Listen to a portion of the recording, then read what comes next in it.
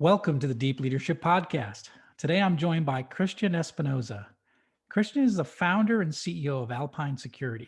He is an Air Force veteran turned entrepreneur, best-selling author, and high-performance coach. His latest book, The Smartest Person in the Room, shows how to leverage your company's smartest minds to your benefit and theirs. This book helps business managers develop their organization's technical resources so they can become better humans and stronger leaders. I'm excited to have him on the show to talk about leading high IQ individuals. So, Christian, welcome. Thanks, John. I'm happy to be here. Excited. Yeah, it's great to have you. Great to have another veteran on the show, especially a veteran entrepreneur. So, yeah, we Yeah. have a lot in common in that respect. But I was Navy, you're Air Force. But tell us a little bit about. So you had a career in the Air Force. You went into cybersecurity, and now you're CEO of your own company and now an author. So tell us a little bit about your background and how you kind of got into the world of cybersecurity. Yeah, I graduated the Air Force Academy in 93, so quite some time ago.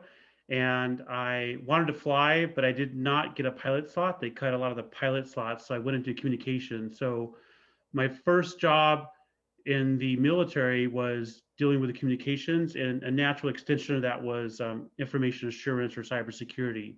So pretty much from my first job out of college in the military, I've focused on cybersecurity and I've gained interest in it over time because one of the things that I thought was interesting from a military perspective is how cybersecurity and cyber warfare takes place. A lot of people don't know this, but if you're going to go, let's say, fly jets over an enemy territory and bomb a city, one of the things we can do from a cybersecurity perspective is try to take out the electrical grid of the enemy. Mm. So now they can't shoot our planes down because their radar doesn't work because there's no electricity. So things Mm. like that, it just really made cybersecurity little less like just sort of like in the computer to me, but something that we could affect physical change and use to help with war as well. So it's bridging the gap between the logical stuff you see or the technical things on the computer with real warfare. So it's very interesting to me, those sort of uses of cybersecurity. Yeah. Interesting. Yeah. And so you have a company now, Alpine Security. So what does your company do? Yeah, Alpine Security primarily does penetration testing, which is Mm. ethical hacking. So we're called white hat hackers. We're the good hackers that break into people's systems, break into medical devices, and then tell the organization how we got in. So Mm. we act like the criminals and the thieves, but we don't steal anything. And the whole goal is to help make the organization more secure. Wow. So that's interesting. This is in high demand right now. I mean, we hear about cyber attacks almost every day on the news. So Mm-hmm. I think, and a lot of companies are really worried about this. And so I would imagine that your services are in high demand with respect to, testing the perimeter, testing, do they have good systems? Will they actually protect against an attack? Because I think Yeah. they're coming every day, right? Yeah, the attacks are coming every day. A lot of it is just automated systems that as soon as you put up something on the internet, it's automatically scanned within like 3 or 4 seconds for vulnerabilities. And if it has a vulnerability, then the automated bot will exploit it and then use that to attack something else. Hmm. So yeah, it's a very challenging environment these days. Well, and it's changing every day, right? I mean, I would imagine that, the attackers are getting more sophisticated. The attacks are coming from, they could be coming from, criminal enterprises. They could be coming from foreign governments. They're coming from all over. Could be competitors, Yeah. trying to break in. So interesting. Mm-hmm. Wow, it's a powerful. It's definitely in the headlines every day. So it's a very important topic. And it's interesting because you've got a new book out, and I want to talk about that. And it's called "The Smartest Person in the Room: The Root Cause and New Solution for Cybersecurity." So I'm interested in the book because not only is it about cybersecurity, it's about people. So Mm-hmm. tell us a little bit about the book and why you wrote it. The book is about leadership. It's geared towards technical leaders or anyone that leads a technical team. And I wrote the book because when I started my company, Alpine Security, in 2014, I went through a lot of struggles trying to grow the business. And one of the things that kind of like this moment, this defining moment, one of my engineers was telling me that the client just didn't get it. Mm. Like the client did not understand the vulnerabilities we're trying to explain to them. And I had heard that my entire career and just sort of thought, well, this is just the way it is.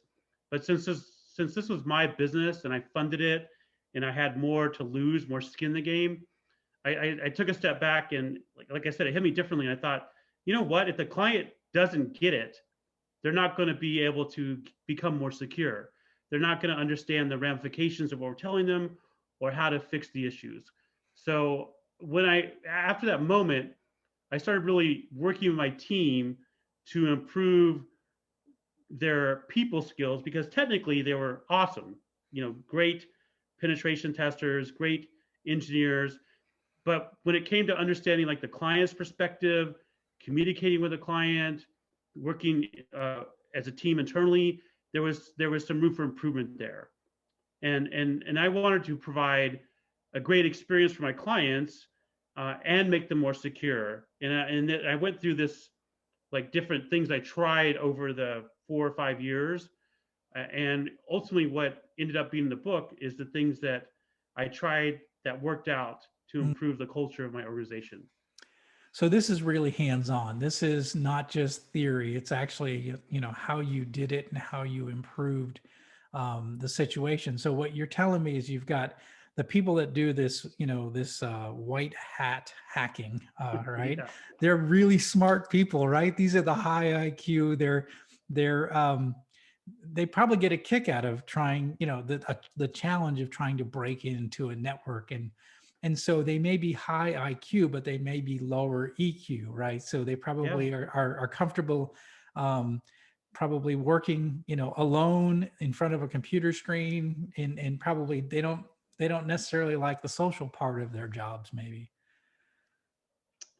Yeah, that's correct. The people that are the best, sometimes the best penetration testers or best white hat hackers uh, are super smart, have a very high IQ, yet they still have to interact with each other on a team Mm, and with a client and with their boss or board of directors. So there's this notion in my industry that, and I think this is why I wrote the book as well. It's like almost accepted that if you have a high IQ, it's tolerated that it's okay to have like a low EQ or like no EQ.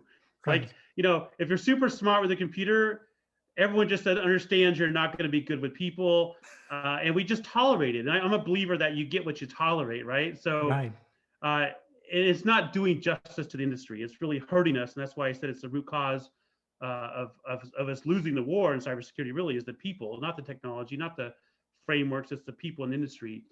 So that's really the reason I wrote the book. I wanted to change, package up the things that I learned for other people to learn, and I wanted to change the industry. I don't like the status quo, and as you mentioned before, there's a new like announcement every day of a new data breach. Mm, So what we've been doing for the past 20 years is not working. So right. I think it's worth taking a step back and looking at a different approach. I love it. That's great. It's funny because I'm an engineer myself, and I've spent my life in technical organizations, in leadership roles in technical organizations. I was R&D manager, engineering manager, Mm-hmm. quality manager. I was, a nuclear engineer on a submarine. So I've been leading technical resources my entire life, and there's a lot of truth to what you say in terms of these really smart people, really good engineers, some of the best and the brightest are, they struggle with some of the basic human connections and basic human, empathy, and just, having feelings towards each other and communicating properly. And that was always a challenge as a technical leader to be able to, lead, really intelligent people. So what are some things that you learned in your experience to help kind of break down or help improve the EQ side of some of these high IQ individuals? I learned 7 main concepts, and that's what I refer to it as the secure methodology in my book. There's 7 steps, and they're really personal development type steps, but that's like the essence of what I boiled it down to. And I'll just quickly run through the steps. There's awareness, Mm, so that starts with self-awareness, knowing your blind spots, knowing that other people you interact with have a different model of the world than you do. There's mindset, so having a growth mindset versus a fixed mindset, because a lot of people believe, I'm just not good with people. So if that's yeah, your yeah, belief, and other people support that belief, then you're not going to have the mindset to change, right? The third one is acknowledgement. Highly technical people work really hard to become highly technical, and especially like with white hat hacking or penetration testing, it's really hard to get great at that. And even in cybersecurity in general, if you miss like one thing out of 1,000, the cyber criminal can break in. right. So people are always like talking about what you missed versus what you got right. So acknowledgement is important. And for me, I've always had a trouble acknowledging myself. Like if I accomplish something really difficult, I would just like immediately go on to the next thing. And what I found Mm, is that as a leader, if you have trouble acknowledging yourself, you're going to have trouble acknowledging your team as mm, well. yeah. No, I know that very well. I know in my career, I had an employee actually tell me that one of my managers, he said, every time we achieve a major goal in this company, you just you go and you turn and you go after another goal. Like we never stop. We never have a little celebration and relax a little bit and acknowledge the fact that we achieved a new level of performance. But you're always off running to the next thing. And I learned that luckily early on in my career to sort of take those times to acknowledge that, hey, we have achieved something good. Let's acknowledge that. Let's celebrate that before we kind of move to the next level. So I think that is really important. Yeah, I think as humans, we like to, once we achieve something, to feel like we did something good, right? To be acknowledged for it. Right, right. The fourth step in the methodology is communication, which is a massive topic. Mm, In the book, I talk a lot about neuro linguistic programming, or NLP, and I'm a fan of NLP. And one of the presuppositions, as they call it in NLP, is that the meaning of communication is the response you get. So mm, we often forget that when we're talking to people. We'll just repeat the same thing like 20 times and expect them to get it, right? And right. in my industry, in a highly technical industries, we tend to speak over people's heads Yeah. and then say, well, they just don't understand. They don't get it. They're stupid, they're the users, whatever. But the point is, if that's how we're communicating all the time, we're not going to make the industry better. If our users don't understand, if our clients don't understand, Yeah. if management Yeah. doesn't understand. So communication is an extremely important topic, and it's a big issue in highly technical careers.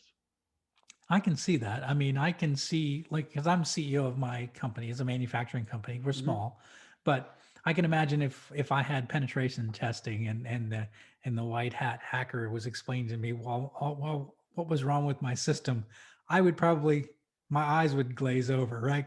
Right. Because I don't know anything about that, right? It's not my expertise, right? So I would imagine being able to communicate important topics like this to a level, being able to bring your communication to the level of the person you're trying to talk to. Where are they at? Are they an informed listener? Are they a novice? Are they, Mm-hmm. are they an expert? Kind of toning that message down to the audience, right? Yeah, and that's something that I had to work a lot on with my team, because we do a lot of testing for healthcare. So Mm, sometimes we're talking to a doctor or somebody in healthcare profession, and they don't know what we're talking about. But if they're going to talk to us about like what their job is, like if they're a heart surgeon, we're not going to know what they're talking about yeah, either. So it's not to be expected for them to understand cybersecurity, just like they don't expect us to understand, all the parts of the heart, for instance, or heart right, surgery. right. So, in cybersecurity, there's this mindset that other people should just get it, and that's it's been a problem, and it's I Mm, hope hopefully conversations like this, and as the EQ skills improve with technical teams, it'll be less of a problem. mm. Okay, that makes sense. Yeah, So and you my got three others, right? yeah, my fifth one is monotasking. Okay. So It's like I can't stand multitasking. I No, I think can't either. I think multitasking is like horribly inefficient. Yeah. Uh, so I'm a fan of monotasking, which means doing one thing at a time for like an hour block at a time. Because I think we can get a lot more done with concentrated focus than we can if we're like distracted and checking our text messages or email, all that, and just kind of bouncing back and forth between different topics, or context switching is inefficient. And a lot of people like to, talk about how great multitasking is, but it's really inefficient. So I talk about ways to do monotasking, like using time blocks, Yep. blocking time Yep. in your calendar. And then also from a presence standpoint, if we're communicating with somebody, because I put the steps in order, if we're communicating with somebody and we're monotasking, that means we're more likely to listen Yes. rather than looking at our phone or something else. So it helps with communication as well. Too Yeah. many I people guess, today have a yeah, conversation like at dinner, but they're on their phone the whole time. So it's like absolutely. you're not present. Yeah. Yeah, that's really important. I mean, I guess it's a great EQ skill. It's a great leadership skill, right? So when somebody comes in your office, for example, are you, one eye on your computer and one eye on the person in your office, or do you have your phone in your hand? Yeah. And that's really that it sends a bad signal as a leader when you're doing that with your people. And it's probably even worse if you're dealing with a customer, right? And you and you're distracted and you're not giving it your full attention. So monotasking is I like the term. Did you Yeah. invent that or did it come up? Did you find that somewhere? I did not invent it. I'd heard it several times throughout, the years. I listened to this book by Jesse Itzler Oh yeah, yeah. called "Living with the Monks," and Yeah, I read his living with the seal or her. Yeah. yeah, he wrote Yeah. "Living with the Seal" about Yeah. David Goggins, and then he David wrote "Living Goggins. with the Yeah. Monks," uh, which he talked about the monks practice monotasking. He used that term, and for Ah, some okay. reason, the way he described it, it like stuck in my head differently. So yeah, Okay. I got to read that one. In fact, he was really funny. The audible version of Living with a Seal is really funny. So I probably need to listen to the audible version of oh that as well. So yeah, he's awesome. I listened to it Audible as well. He's really good at yeah. the narration. It's really Yeah. funny. Okay. I like his delivery style. Yeah, Yeah. I'm going to read that. That's good. All yeah. right. So we got monotasking. What else? Empathy. So we talked about Empathy. Okay. empathy a little bit, Yep. uh, but it's with empathy in cybersecurity and just as humans in general, we tend to like look at the differences all the time. Like between us, we tend to focus on the differences, and it's if you listen to the media, the news, it's always about the differences about humanity versus the similarities. If we just take a step back, we have a lot more in common than we have different, right? But if we don't focus on what we have in common, it's hard to be empathetic with someone because you're just going to see like, well, I'm an engineer, they're a manager. You're going to see things like from a title or difference perspective versus a humanity perspective or human Mm, perspective. Yeah, so I talk about that, and I talk about that cognitive versus affective empathy. A lot of technical leaders and technical people think when we talk about empathy, we're talking about effective empathy, which mm, means we, feel the way somebody else feels. That's effective empathy. I think from a leadership perspective, we need to have cognitive empathy, which means we have an understanding of what that person is going through, or we can put ourselves in their shoes. We don't have to feel what they feel because that could inhibit our ability to lead the situation, but we have to have the understanding, and that's the cognitive empathy. that makes sense. Yeah. Yeah. And then the last step is Kaizen, Oh, which is constant and never ending improvement. So the road to mastery is a long road, and any of those steps can take your whole lifetime to master. You never really master them. So I think it's important to understand that as you go start off and try to improve anything, you're going to have these dips where you get worse before you get better. mm, And it's just important to understand like as long as you're improving every day, and this with technical skills or people skills, it's not going to be like an overnight thing. It's like little improvements every day uh, will get you where you want to go ultimately. And as mm, humans, we tend to overestimate what we can do like in a year and underestimate what we can do in like 3 to 5. right. Yeah.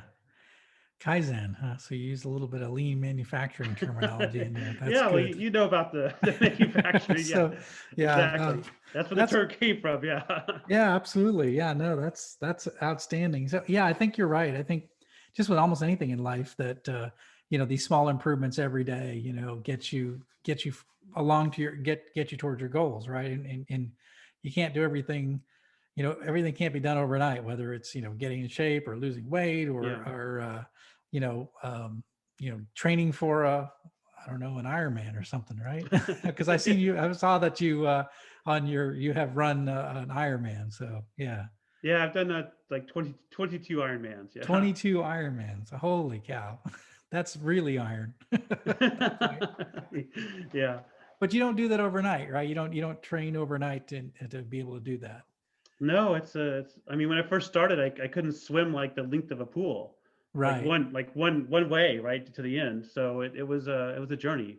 Yeah. Day by day, I got better. Yeah, It's a Kaizen. It's it that little is. improvements every day. That's fantastic. And that's So where that mindset ties into it, because if I had a fixed mindset, I would say, you know what, I'm just not a good swimmer. I can't swim.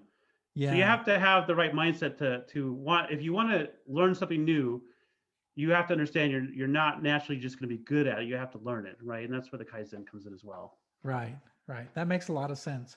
It's funny because I was an engineer by training, and I went in the military, but I was naturally a little bit shy. I was probably a bit introverted in my early days, Hmm. and when I started getting into management and leadership in big corporation, I suddenly was then now had to be in front of people. I had to talk, to groups, and it was a big change for me, right? And because my identity had been like the engineer, kind of a little bit of an introvert. Yeah. But I pretend, I almost said to myself, well, to do this job, I have to be an extrovert. So that mindset, I said, well, I'm going to be an extrovert from now on. I mean, I literally just said, I'm going to do it. And now no one would ever recognize me to be an introvert. I'm the most extrovert out there. I'm always around people. I love people. I love being, with my team. I love speaking in front of crowds. So it's just kind of funny that I just changed that. It was a mindset shift. I said, well, I'm not going to do this anymore. I'm going to go this way. So you can, having that mindset, that growth mindset, you can pretty much change the way you think you are. Yeah, absolutely. And that's a good point you brought up. It's like we make up our identity, Right. our beliefs make up our identity. Our ego does the best it can do to protect our identity. So if we tell ourselves we're an introvert, we're Right. shy, we're gonna find ways to make that true. But you just told yourself, well, hey, I'm an extrovert. Yeah. So then you found ways to make that true. So you can shift your identity actually. Yeah. A lot of people Yeah. don't realize that it's not easy. No, it's Sometimes not it is easy. easy. Sometimes Yeah. you just made a decision, but you Yeah. still had some growth pains. I'm imagining going Yeah, it going took through me a it. while to get there, but now, Yeah, it's like if I remember because I've run 9 different manufacturing plants over my career, and like I want to have those all employee meetings. I can't wait to get everybody in the room and tell them what's going on. It was just like that gives me energy now, which, yeah. as a young engineer, that's no way I would get up in front of people and talk. It's It's like just a kind of one. It's funny. like a 180. Yeah. Before you like, I don't want to talk to anybody, but now you look forward to it. That's awesome. Yeah. Right, right, exactly. Yeah, I can't wait to get in front of the crowds. I just love that. I mean, I do public speaking now, and I just love being around an audience and getting that interaction, that feedback, the questions, and I just enjoy it. So it's kind of funny. It's completely 180 from what I was. So, Yeah. but that's about it is a mindset shift, and anyone can do it, and especially technical people. So, 'cause, I think we tend to think technical people can be a little bit introverted, but they can make a shift. So They can make a shift, and what's important to realize, and I talk about this in the book, is a lot of technical people say, well, I don't want to interact with people, or I don't, I want a job where I don't have to interact with people. But if you right, take a right, there step you go. back, Yeah, they probably have parents, they may right. have a spouse, they may have children. So they interact with people anyway in their Every life. day. So Yeah, why not develop some skills that will not just help you at work, but help you with the other relationships? And I don't know too many people where every relationship they have is like thriving, conflict free and perfect, right? So we all have room to improve in our people skills, really. Yeah, yeah, absolutely. It translates right into the home as well, right? Yeah, Yeah, exactly. it's funny because I use that analogy a lot with leadership. Is that I've got two boys. They're grown now, but they both had really unique and different personalities. And part of leadership is having that relationship where okay, well this son deals with criticism a certain way. This one deals with it differently, right? So Mhm. how do you lead how do you lead people? Well, you have a relationship with them and you know what makes them tick, and having Yeah, that relationship with them that says, okay, well, this guy sometimes needs a boot in the backside, right? This one just needs praise, and but each person needs to be dealt with differently. And I think, and it goes right back to just having those interpersonal skills and getting to know the people that work for you, and having a relationship with them. And that can help, in any relationship in business, is having a relationship with that, another individual, and getting to know them more than just that's my customer, or that's another department, and actually getting to know that's Susan, or that's Jim, and yeah, knowing a little exactly. bit more about them. So yeah, very That, interesting. yeah, that's So something we I worked on quite a bit in the culture, is that the shift from like a transactional mm, based discussion with someone to more relationship based, yeah, because we're dealing with people at the other end. They have their own challenges, so we should treat it as such. It's not just a transaction. A lot right, of people right. want it to be transactional, though. So what do you think, as you see these high IQ individuals developing more EQ skills and becoming more, having better relationships, better mindsets? What does this do? How does this help cybersecurity? That's the question I want to get to. It's like, how does this actually help what help prevent cyber attacks? What does that do at the end of the day for you? It helps us with cybersecurity because we have better communication. A lot of time, people are aware that there's a problem or vulnerability, and they're afraid to admit that they don't know how to fix it, or that they may not know something because they're afraid of being judged as being stupid or not being Right. as smart as they've been posturing themselves to be. It also affects our clients, as I kind of mentioned earlier. If you're looking at a discussion with a client is transactional, you're not really listening to what they're telling you that Right. their concerns are. It's going to be much harder to improve their security. Right. Okay. And this even goes beyond that, because a lot of people in cybersecurity say, well, cybersecurity is like at the bottom of the budget list, right? Right. The reason for that most of the time is because the cybersecurity people aren't putting themselves in the shoes of like the board of directors or whoever's in charge of the budget and asking for things in terms of risk to the business. Right. So it's and if we can improve these EQ skills, then all these things that I'm talking about here, which seem like small things maybe, but all these things will move the needle a lot with cybersecurity. That makes a lot of sense. Yeah.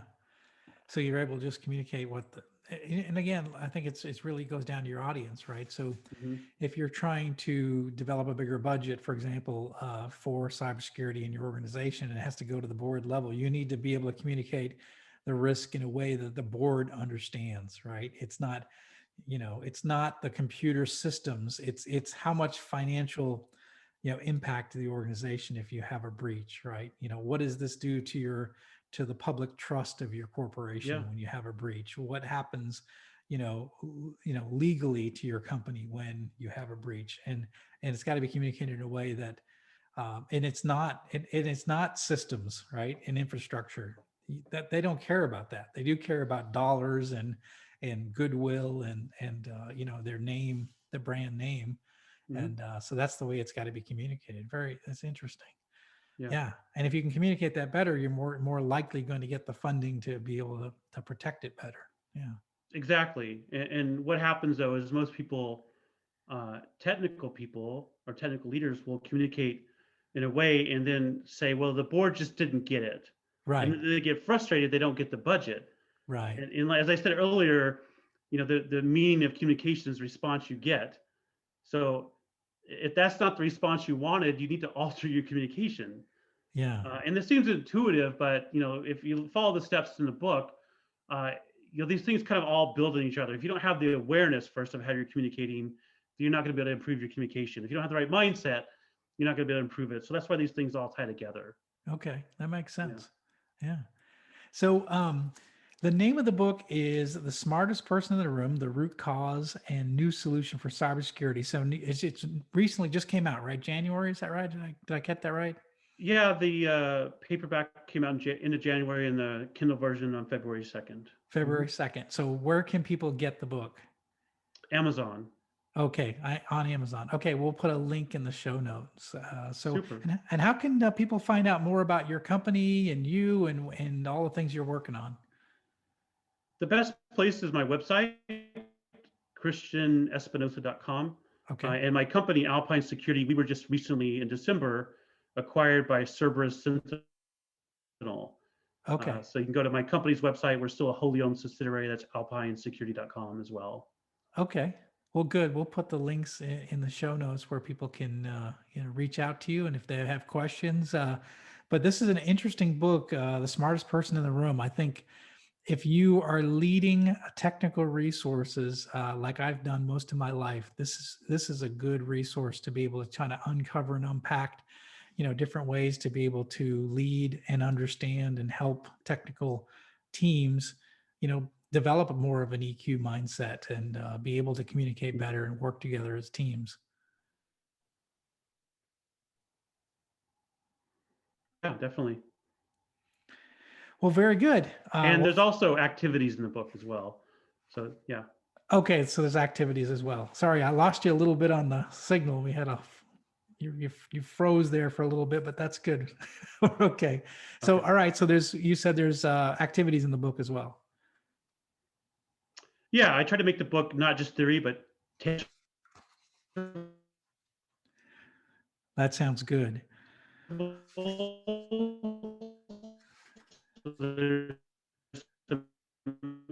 Activities that 2 activities per. Are you back? Yes. Okay. I can edit that out. So Yeah, we had a temporary freeze there. yeah. And I understand there's activities in the book as well. Yeah, I wanted the book to be tangible, so I have activities that you could do yourself or with your team at the end of each chapter. That's part of the secure methodology. Fantastic. Well, that's very good. Well, Christian, I really appreciate you being on the show, and I look forward to reading the book. And I encourage everyone else who's leaders, especially if you're leading technical teams, to go out and look for this book. It's called The Smartest Person in the Room. It's available on Amazon, and we'll put a link in the show notes below. So thank you, Christian, for being on the show.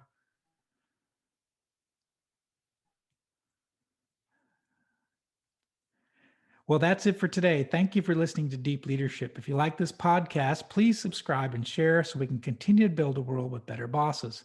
Until next time, this is John Rennie saying take care and lead well.